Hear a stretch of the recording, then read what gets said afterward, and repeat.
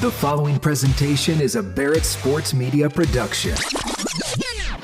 Recognizing the unsung heroes of sports media. I'm stuck in this pit, working for less than slave wages, working on my day off. This is the Producers Podcast with Brady Farkas. I'm the executive producer. Oh, you're the executive producer. And it starts now. Today we check in with Connor Burks of the MMA Hour. The MMA Hour is a MMA UFC show that's run by Ariel Helwani, the biggest MMA UFC journalist out there. So Connor Burks talks with us about how he got involved in that show, where his love of UFC came from, what exactly the goals of the shows are, and how working at ESPN Radio helped him in this venture. Enjoy Connor Burks. Before we get into the nitty-gritty, let me get some kind of logistical stuff out of the way. Your name is Connor Burks, but yet they call you GC. What does GC mean? Yeah, I wish it was a cooler story than it was. So it literally just means Georgia Connor. I'm from the state of Georgia, grew up there, went to the University of Georgia, everything like that. First few days on the show on the MMA Hour, they were just like, all right, let's go to Georgia Connor. And it was just that simple. Then they cut it to GC. Ariel, the host that I worked with at a prior job, he used to work with a guy called DC. So it's kind of a play on words with that as well. But nothing cool. There's no cool story behind it. It's literally just where I'm from. You produce the MMA Hour, but yet the MMA Hour sometimes is 4 hours long. What's it like producing a show that has kind of an indefinite time length? Yeah, I mean, we honestly joke about that all the time. It's technically in the contract to only be an hour-long show, and I could not fathom the show only being an hour. I mean, we're just getting started when we're an hour into it, but it's fun, man. I mean, the length of the show all depends on the guests, what's happening in the sport of MMA, the banter that we're having. Sometimes it could go 3.5 hours. Sometimes it could go 5.5 hours. But most of the time, it's fun every time. So I enjoy it. You know, I've done everything in the business, right? Board op, producer, PD, assistant PD, host. Board opping a show, a live radio show for 4 hours is tough. Those commercial breaks are a godsend sometimes, right? You need them to reset, to re-energize the show, to go to the bathroom. You don't take commercial breaks. What is it like producing a show for 4 hours with no commercials? Yeah, I mean, it's kind of a trip. There's times because I need to be in the control room because we flow with a lot of assets. We're working on the next guest, getting him on the show. There is times where I am like, all right, guys, I just need 2 minutes, and I will, because we're at Vox Media Studios, and there's other people working in these cubicles, and I will be sprinting through the hall to the bathroom just to get there, and then right back to the studio. I don't know how Ariel, our host, does it. He goes the full length. I'm telling you, like, it is maybe 1 in every 15 shows. This guy takes a bathroom break. I have the utmost respect for how he does that. I really don't know. It's some Scott Hansen type stuff. But yeah, it's a grind for sure. But luckily, it's a ton of fun. I don't miss the commercials. I actually will say that. Coming from ESPN Radio, I don't miss the commercials. Sitting through the slog, having to log when the sponsors come on. So I actually like this format better. Well, Ariel, I guess he doesn't need to take any breaks because he sometimes gets food delivered to him, as I understand, over the course of the show. Yeah, occasionally that happens. And I don't know how he stays hydrated either. I think it's a battle of going to the bathroom or, just working at slightly dehydrated levels. He has a little water bottle that he keeps the whole time and just like casually sips on it every once in a while. I'm like chugging water in the back. So I've always got to go to the bathroom. What is it like to work with Ariel? Because he's been around the MMA game for as long as the MMA game really has been around. And I mean, he's on so many different outlets, so many different platforms. He's doing so many different things. He's dabbled in the NBA. He's in the superhero world at sometimes. What's it like working with a guy who seems to never stop? It's incredible, dude. I mean, you said it. He seems to never stop. I really don't know how he has the time. I mean, I'll casually be texting him throughout the week, and he's just doing this, that, the other. I mean, he's just always going. And you mentioned it on being on so many different outlets. Like the times where I'll start watching something, it's like, oh, there's Ariel. He recently just did something with HBO. It's just like, oh, there's Ariel. I'll go back and watch like historical MMA clips, and it's like these legendary interviews, and it's just like, I hear someone ask the question. I'm like, oh, Ariel did this interview. Like it's pretty crazy. And it's a ton of fun because, I mean, he gives me a ton of creative freedom to work on the show. He's always down to do fun, new things. He's always trying to make the show better. He matches the energy, if not goes above and beyond, because he cares about the show that I work on so much. And yeah, he has everybody's back on the show. He's a guy that preaches loyalty and expects it to come back to him as well. And yeah, I mean, I can't say a bad word about the guy. He really is a blast to work with. He is the preeminent MMA UFC journalist. So to work with him, you got to be on your P's and Q's. You didn't even get into the sport, as I understand it, until like 2 years ago. So how did you make up all that ground to get to his level? Yeah, dude. I mean, I was, as they say in the MMA world, a casual for sure. I would watch the really big fights back in like 2016, 2018. Then the pandemic hit, and obviously your brother Troy is very big into MMA, and he kind of got me into it. So then I started watching every single pay-per-view, and then I started betting on it. Then I started getting more into the world of it. And then when I started with this show, it was just dive in, 2 feet first. Don't even hold your nose. I'm just completely ingraining myself in the world of MMA. I watch every single card. Since I started, I have not missed any UFC fights. I'm the guy at the bar streaming on the phone. I'm always reading the articles. I'm watching every interview. Obviously, working on the show, it elevates your knowledge of the game that much more because you're around it so much. But I mean, it's literally just being as ingrained in the sport as I can on Twitter, on Instagram, the things that I watch on YouTube, everything is how I've pretty much caught up with my knowledge.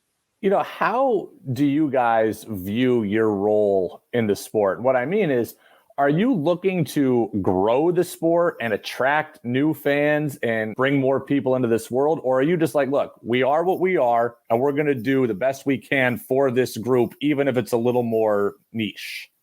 I think it's a little bit of both, man. I think we are who we are. We're going to continue what we do. We're not going to go and do something that isn't us just to try to attract fans that aren't already into the sport. But at the same time, I think the nature of our show, the sort of, laid back feel, we aren't to take ourselves too seriously, but we also get some really great high level interviews on the show as well. I think naturally can attract more fans. I think it can sort of hitch their wagon to like, oh, I'm in with these guys. Like these guys get it, they make the sport more fun, and maybe I'll start checking it out more.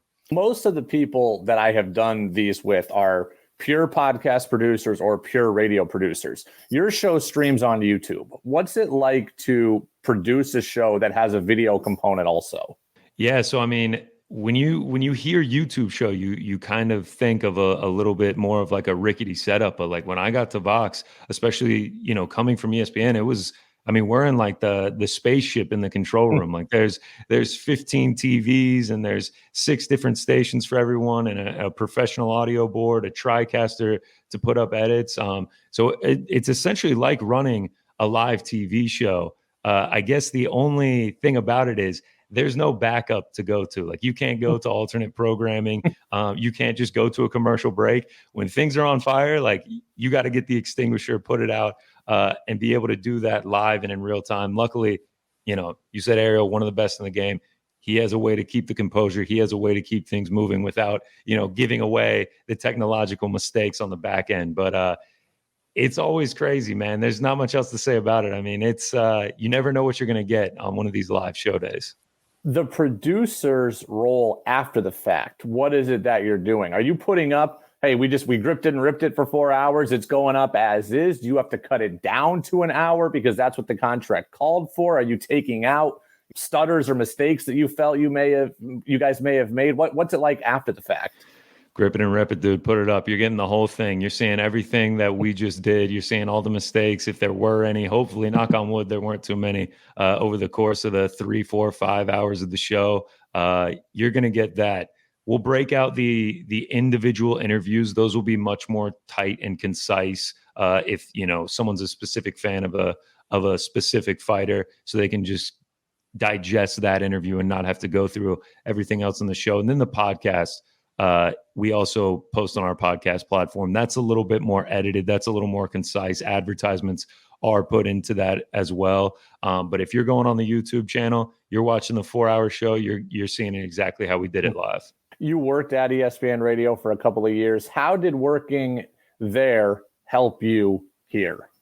The biggest thing is working on live shows. When I was at ESPN Radio, you're live 24/7. It doesn't matter if it's Christmas, if it's the middle of the summer and there's no sports going on. You are live 24/7 around the clock. And with that live component, like I just mentioned, things are bound to go wrong when you're doing a live production, and just being able to handle that, keep a calm demeanor, figure out what you need to do and keep it rolling definitely has helped me in this job. And another thing is getting to work with high level talent at ESPN. I mean, getting introduced to, the Stephen A's, the Max Kellermans of the world, and kind of understanding how they work has also helped me in this job. I have to imagine it's a benefit now to not have to get up at like 3 a.m. Weren't you working on First and Last back in the day? Oh my God, man. I was on First and Last, Sports Center all night. I did the morning show for a stint. I actually had a stint where I was doing Thursday, Friday morning show. So I'd get up at 3 a.m., work till noon. And then Saturday, Sunday, I was producing our game night, our late night talk show that went till 1 a.m. So completely flipping the schedule, just terrible on my body. But yeah, just grinding away to try and get some experience. I say this in quotes, traditional media. That's where you were at ESPN Radio. Why did you want out of that and into more of this kind of more freedom in this world? I think what you just said right there, the freedom, the being able to be creative. You said traditional media with ESPN. Another thing it is corporate. There are a lot of things that you're going to get pushed back on that you're not going to get approval of. You're following a lot of guidelines. You're under Disney. It did feel sort of restrictive in terms of creative freedom. And now at my new job, it's sort of just like, let's do it. That's pretty much the motto, is like, let's do it. Let's have some fun. Let's see how much we can make this show better. Where when I presented ideas at ESPN, it did kind of feel like they were getting shut down. And then, on the actual job work-life balance side, it's what you just mentioned. It was tough to get up at 3 a.m. and then 2 days later stay up till 1 a.m. It was pretty brutal on the body and the mind, man, especially with those Connecticut winters. They are not easy to go through. And then, just personally, just from a growth standpoint, I didn't really feel like the track at ESPN was going to be a fast track. And I didn't really feel like the ability to grow was really, the sky is the limit. Whereas I feel with my new job, it felt like there was a ceiling while I was there. You've got a voice on the MMA Hour. You've also done some podcast work on your own on the side here. So how do you, as somebody who it sounds like wants to have an on-air resume as well, how do you find time or find the ability to do both? Yeah, so I've been really fortunate with being on the MMA Hour. Ariel from the first interview was like, I want you on air. And I was like, that's cool. It hasn't really been something my entire career that I've been dead set on getting on air. When I first got my first internship in radio during a summer at the University of Georgia, I was working in Atlanta. That's kind of where I fell in love with the idea of like the half and half, of mixing it. I love being able to do things behind the scenes, sort of pull the strings on being creative and adding stuff to the show, but also not fully being the host. There's a lot of pressure that comes with that, being a personality and everything. But I also like being able to mix it in, whereas we have a 4 or 5 hour show, I might get on the air on the MMA Hour for 30, 35 minutes rather than, going the whole time. So I've enjoyed being able to do the mixing. And then I've also just gotten lucky. They asked me to do a betting podcast at MMA Fighting. So that's been able to really help me build my hosting chops and everything while being a part of the job. But at the end of the day, it's just extra work. You just have to go the extra mile. I used to do a college basketball betting podcast. I mean, it was strictly just extra work. It was just going the extra mile. But that helped me with the Adobe Suite. That helped me with my hosting. That helped me with being able to talk gambling on the air. So yeah, if you want it, you're just going to have to put in the work. If I would say that to anyone. I'll get you out of here on this. What are some of the things that younger producers can bring to shows? Memes is something that you're pretty big in. I've heard other people have talked to me about audiograms. So what are some of the things that younger producers can bring to people who are older and established in the business? Oh man, I think the social aspect is huge for it. Ariel wanted to get in on TikTok, and it's not me, but there is a young kid out there producing all of his TikToks for him, doing that video editing. I think social media is one of the biggest ways that you can grow your audience, you can grow your market, and everyone that tunes into your show appreciates it. It's a way where when you're off air, people can still be thinking about your on-air product just on social media. And in today's day and age, man, it feels like everybody's on it all the time. You get on a train, you get on a bus, you're standing in a coffee shop, everyone's staring at their phones. And I'd argue to say, if they're not texting, then 80% of them are on social media. So I think that's one of the biggest assets that a young producer can bring.